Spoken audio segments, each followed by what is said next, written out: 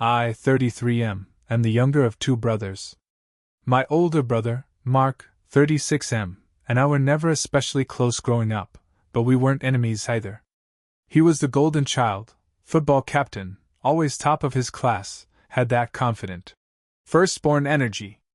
I was more quiet, kept to myself, studied music and literature, and kind of flew under the radar. Our parents were middle class, hard-working people. Dad was a mechanic who ran his own shop. Mom was a nurse. They weren't wealthy by any means, but they were good with money and always emphasized saving. What we didn't know, what no one knew, was that over the years, they'd quietly put away a decent amount of money in a joint trust fund for Mark and me. Not a fortune, but more than we ever expected, $140,000. Here's where it starts. Our father passed away 2 years ago from a sudden heart attack. It broke us. Especially Mom. She was never quite the same after that, and less than a year later, she was diagnosed with late-stage pancreatic cancer. She died within 5 months. After the funeral, Mark and I sat down with Mom's lawyer, a quiet, meticulous man named Randall who'd been handling our parents' estate for years. That's when we learned about the trust fund. But the shock came when Randall pulled out the will. It had been updated 3 months before Mom passed. According to the new will, the entire trust, all $140,000, was to go to me. Not split. Not divided. Just me. Mark stared at the document like it had personally spit in his face. I sat there frozen. I didn't know what to say. I didn't ask for this. I hadn't even known it existed. Randall showed us the paperwork. Everything was in order, notarized, witnessed, and filed correctly. Mom had made the change herself. Randall even had an email from her explaining her decision. She said she felt she had already helped Mark enough over the years and that she trusted me to use the money wisely and with care. Mark exploded. He accused me of manipulating her, of coercing her when she was sick, of taking advantage of her grief and confusion. He kept yelling things like, "You were always the quiet one, the sneaky one. Of course you'd pull this." I was stunned. I tried to explain I had no idea, that I'd never even spoken to Mom about the will or the trust fund. But it didn't matter. Mark stormed out and hasn't spoken to me since. And worse? My aunts, cousins, and even some of my close family friends have started pulling away. They're not openly accusing me, but I get the vibe. Fewer texts. Ignored calls. A few of them unfollowed me on Instagram. It's like the whole family thinks I did something horrible, and no matter how many times I say, "I didn't know," no one believes me. The worst part? I haven't even touched the money. It's still sitting there, in the account. Untouched. Because I don't know what the hell to do with it. After Mark stormed out of the lawyer's office, I sat there with Randall for a while, numb. He looked at me over his glasses and said, "For what it's worth, I believe you." I wanted to be grateful for that, but honestly, it didn't help. Because belief from a lawyer doesn't replace your family turning their backs on you. The real unraveling started about a week later. My Aunt Cheryl, Mom's sister, called me out of the blue. I was relieved at first. She and I had always had a decent relationship, and I hoped maybe someone would hear me out. But that wasn't why she called. She went straight in. "What the hell did you say to your mother to get her to cut Mark out like that?" I tried to explain, again, that I didn't know. That I hadn't seen the will until the day Mark did. But she just kept pressing. "Your mom was on medication. She wasn't thinking clearly. You should have stopped her." What was I supposed to say to that? That I should have somehow known she made a secret legal decision I wasn't even part of? Then came the real gut punch. She said, "Your mom always loved Mark more than anyone. There's no way she would have done that unless someone got in her ear." That stuck with me. Because I've always known Mark was her favorite. I made peace with that years ago. He was the firstborn, the achiever, the one who gave her grandkids already. Me? I was the one who played piano in bars and barely talked at family gatherings. But to hear someone say it like that, like it was a fact, cut deeper than I expected. I started hearing from cousins too. My cousin Jake texted, "Dude, what's going on with the will? That's messed up." When I replied, "I didn't know about it. I swear, he just left me on read." Even my godmother, someone who used to call me her second son, posted a weirdly vague quote on Facebook. "When people show you who they are, believe them." No names. But it wasn't subtle. Mark, meanwhile, had gone full nuclear. He blocked me on everything, and apparently told people I'd sucked up to Mom during her chemo treatments so I could twist her around. Like helping her to bed and making soup was all some calculated inheritance play. The thing is, I did help her. A lot. Mark lived 45 minutes away and came by maybe twice a month. I was there every weekend, sometimes staying overnight. Not because I wanted anything, but because she was my mom. And she was dying. And now, all that, every tear, every moment, is being twisted into something ugly. I thought about giving Mark the money. Or splitting it. But something about that feels wrong. Like I'd be admitting I did something shady when I didn't. And maybe the ugliest part of all is this. A part of me wonders if Mom changed the will because she finally saw me.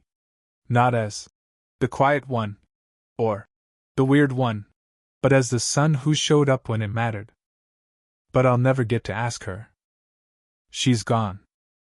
And all I have now is this money, and a family that looks at me like a thief. 2 weeks after the fallout, I got a knock on my apartment door at 9 p.m. It was Mark. No call. No text. Just him. Standing there, looking like he hadn't slept in days. I opened the door slowly, unsure what to expect. A punch? An apology? Neither? He didn't say anything at first. He just walked in, sat down at my kitchen table, and stared at the wall. I stood across from him, unsure if I should sit or ask him to leave. Finally, he spoke. "I read the email. The one Mom sent your lawyer." My heart dropped. Randall had mentioned the email, but I hadn't seen it. I figured Mark hadn't either. Apparently, he had demanded a copy. He kept talking. "She said she felt she already helped me enough. That she was proud of how you took care of her. That she trusted you to make good choices." He scoffed at the last part. "I guess that means I made bad ones." I finally sat down. "Mark, I didn't know about the change. I swear to God." He waved me off. "I know. At least, now I think I do. I've been thinking about it nonstop. I keep asking myself, did she say anything? Was there a hint? But no. Just that one time in the hospital, when she looked at me and said, 'You don't have to fix everything, Mark.' I didn't get it then." He leaned forward, elbows on the table, and looked at me like he hadn't in years, not like a competitor, not like an older brother with something to prove. Just another hurting human. "You were there. I wasn't. And I hate that. I hate that I wasn't strong enough to watch her fade. I hate that I was too scared to see what cancer was doing to her." I didn't know what to say. For the first time, I saw what was underneath his anger: guilt. Deep, rotting guilt. He looked at me again. "But I also hate that she didn't tell me. That she made that choice behind my back. That she trusted you more. Like I got written out of the final chapter of her life."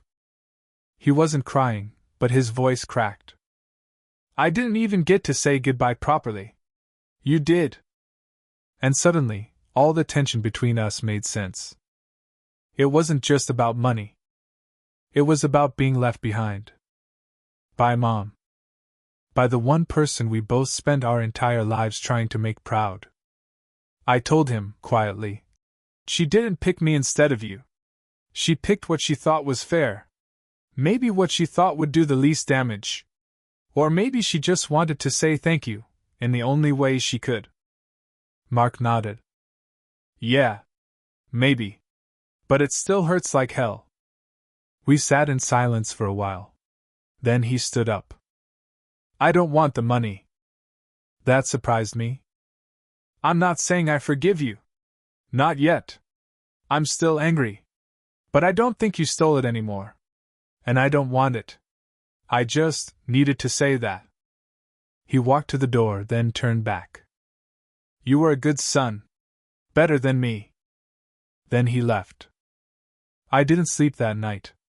I just sat at the kitchen table, trying to understand how something as cold and impersonal as a bank account could tear two brothers apart, and maybe, just maybe, start to bring them back together.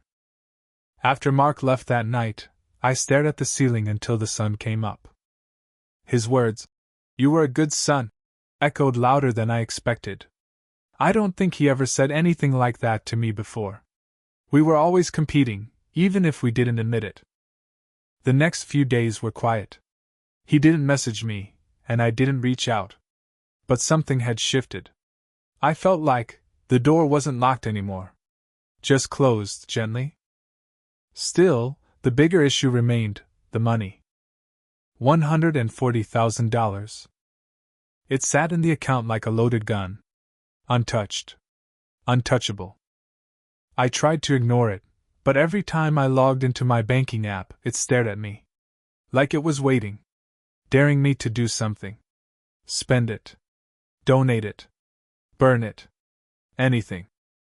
I started thinking about what Mom wanted. Not what the will said. What she really meant. Did she want me to use the money for myself? Build a life with it? Start fresh?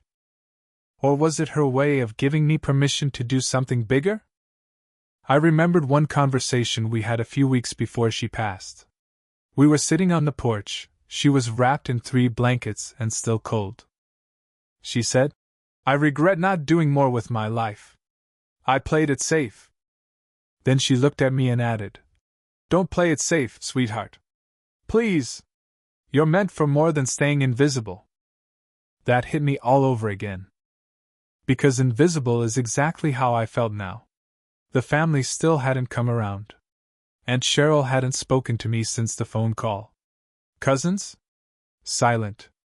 Even friends seemed hesitant, like they didn't know what side to be on. It felt like I had inherited not money, but isolation. And Mark? He might have said he didn't want the money, but we both knew that wasn't the full truth.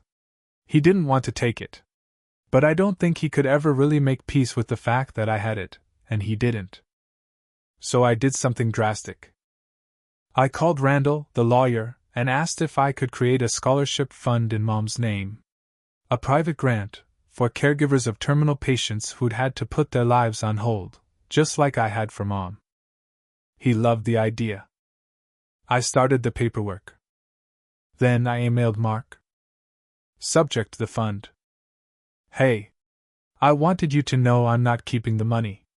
I've set aside $20,000 to pay off my student loans. That's the only part I'm using. The rest is going into a fund in Mom's name. Caregivers, hospice workers, adult children like us who had to give up work to care for someone they loved. I'm not doing this to prove anything. Not to you. Not to anyone. I'm doing it because I think Mom would have liked it.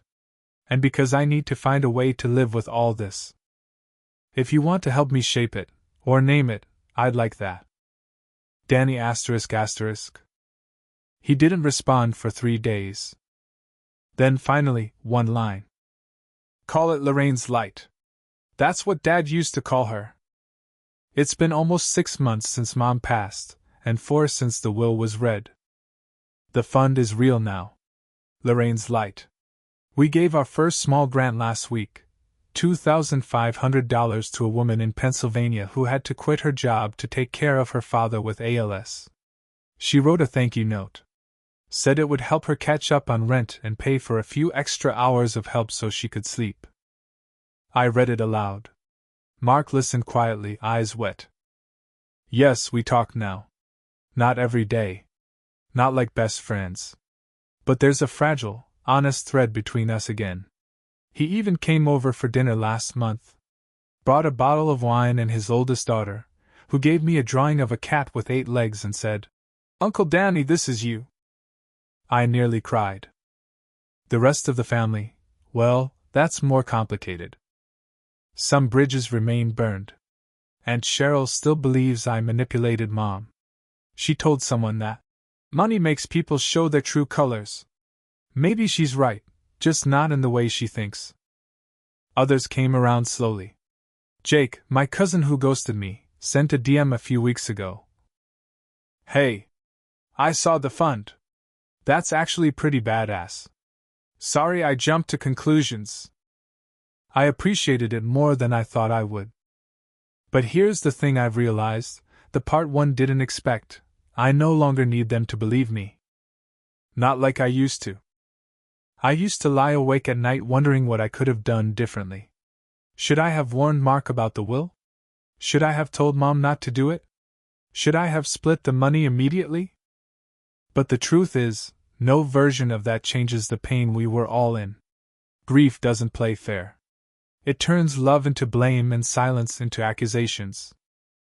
Mark and I were raised by a woman who carried quiet wounds of her own. She tried to love us equally, I think. But love isn't math. And when she got sick, the balance cracked. She leaned on me. And in the end, she left something behind, not just to thank me, but maybe to give me a little of what I never got while she was here. Recognition. And now, I've turned that recognition into something else. Something living. Something bigger than her or me. We've received 37 applications so far. Stories that look a lot like mine. People who don't have family to back them up. People who are exhausted and invisible. People who just want someone to say, "I see you." That's what Lorraine's light is now. A quiet, glowing reminder that care, real care, leaves a mark. Mark, the man, not the metaphor, recently asked me if he could help with the next round of selections. I said yes. I told him it wasn't about forgiveness, or rebuilding the past. It was just about doing the right thing now. We've done enough damage to each other. Time to build something. So yeah, that's the story. I lost my mom. I nearly lost my brother. I got a windfall I never asked for and a reputation I didn't deserve. But in the end, I found something unexpected. Peace. Not the neat kind. Not the kind wrapped in bows and full reconciliations. But the kind that lets me sleep at night, knowing I didn't let the worst moment of my life define who I became after. TLDR. My mom secretly changed her will before she died, leaving everything to me and nothing to my older brother. He thought I manipulated her, and the family turned on me. After months of anger and silence, we spoke honestly. I used most of the money to create a grant in my mom's name to support caregivers. It's helped begin to rebuild trust, not perfectly, but enough.